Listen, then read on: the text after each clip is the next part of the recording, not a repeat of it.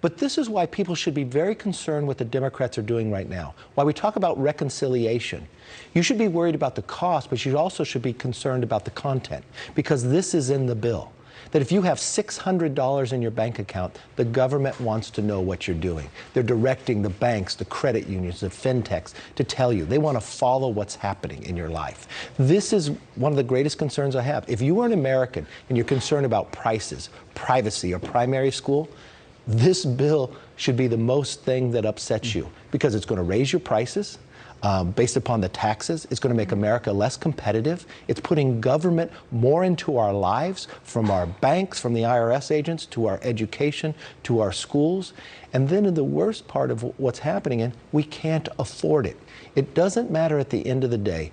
Does Joe Manchin settle for something less than $3.5 trillion? Because all they'll do, and the progressives will tell you, they dial back how long they fund it. Right. If they put these programs in, they have greater control over our lives and our destiny. Well, what they right now, as they realize they're going to have a lower amount, they still want to get the program started so that then, in 2 years, when you're running in the next elections, it will be Republicans who will be likely in charge of the House, maybe the Senate, and be, what do you mean? You don't care about children? Yeah. You don't care about college education? Yeah.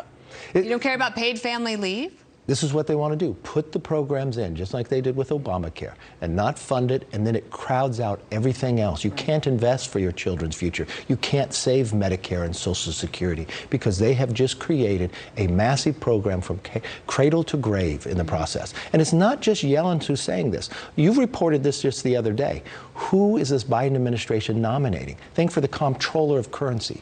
If this was in a movie, we would laugh that it would jump the shark, that this person wasn't like Bernie Sanders and went to Moscow for his honeymoon. She literally went to school there and got the scholarship, the Lenin Scholarship.